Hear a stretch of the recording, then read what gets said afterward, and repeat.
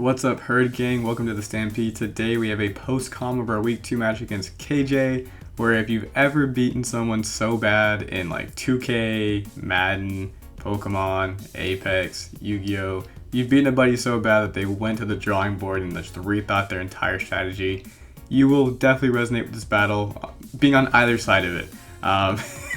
So KJ leads off with their stack, which I was expecting, but I wasn't expecting it to do what it does next. As we lead off with our Articuno, and in typical Draft League fashion, I told myself that if we lead Articuno, we always are going to Terra into Terra Ground to ensure we're not impacted by Stealth Rock, and I immediately rethought that entire strategy and went to Hatterene because one, I'll block Rock if they go for it, but two, they go for Salt Cure, which they very likely are going to go for. We will not be impacted by that because we're wearing the Covert Cloak, which is an item that makes you immune to the secondary effect of moves. And because Salt Cure is such a powerful move in this generation, Mountai recommended I run that on my Hatterene as a perfect switch into this thing.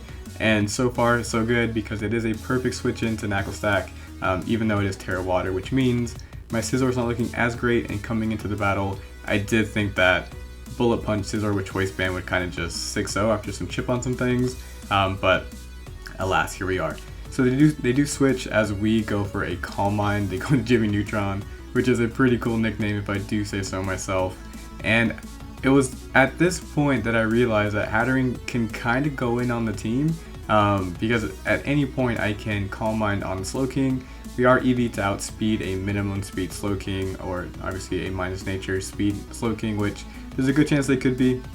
As you see here, we do outspeed to get to +2/+2. And whenever you're setting up with a Pokemon like early, you kind of assume that the Pokemon they switch in is like their check, their counter, there's something to the Mon that you're setting up, but they don't really have much for it at this point. So I think Slowking was here just to kind of sponge some hits, to maybe pivot out if it needed to. And if you see here, it will go for the Chilling Reception, which I think might be my favorite move in the new generation. The animation is just super cool. I don't quite get Snow yet. My understanding is Snow makes Ice types better in that their defense is raised by 1.5 or 1 stage. But what's great is I'm not going to get buffeted, so that's what's really important.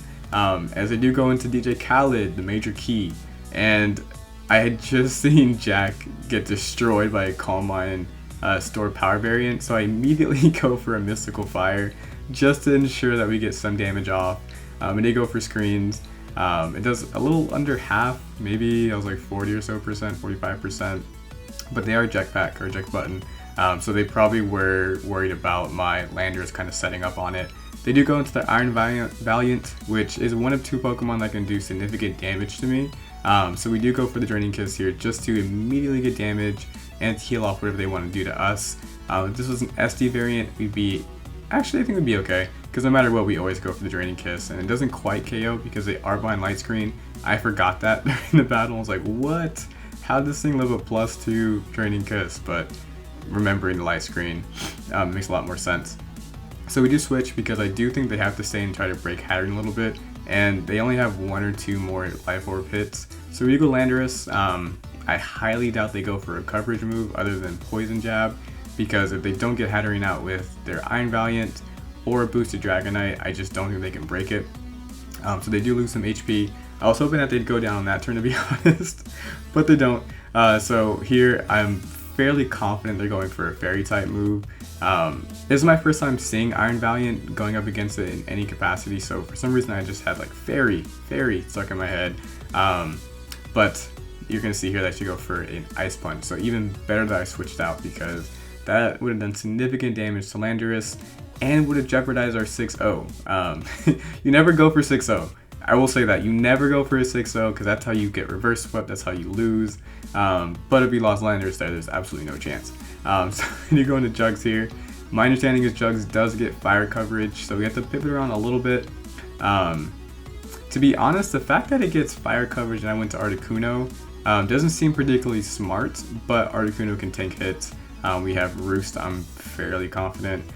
And I do want to Terra as soon as possible, because if they get Stealth Rocks up, then we're taking 50%, which is going to be a lot more than whatever Flamethrower would have done to us. So they do U-turn to gain some momentum, and they're playing from behind, but it's only 5-6. But because the Hatterene is such a big threat, they probably have to play a little bit more aggressively. I'm surprised they haven't tried to get in Dragonite, but it does make sense. Like, they're waiting for their opportunity to get Dragonite and boost it.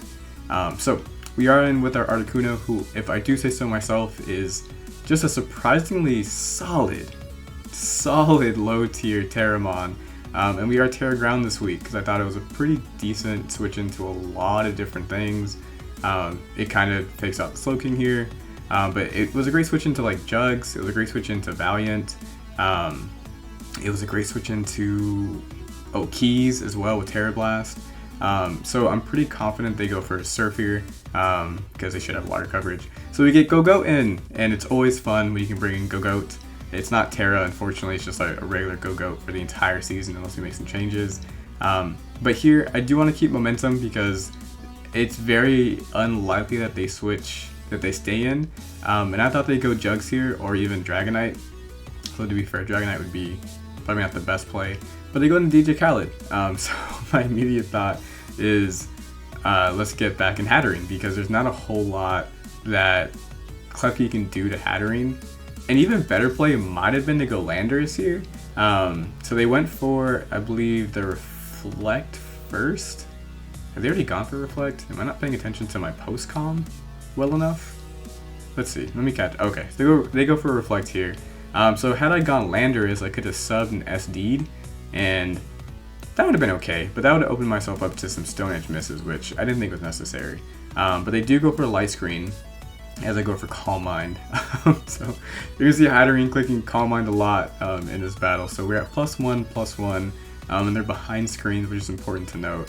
And I think I just decided I'm gonna do it again. There's no reason not to click it as they go for Play Rough and miss, which is super unfortunate for them. I'm laughing because the battle gets sped up, which is never good. It's never good on anyone's side when the battle gets sped up. It means either a sweep is happening, or there's like some stalling happening. But either way, it's usually not good for somebody.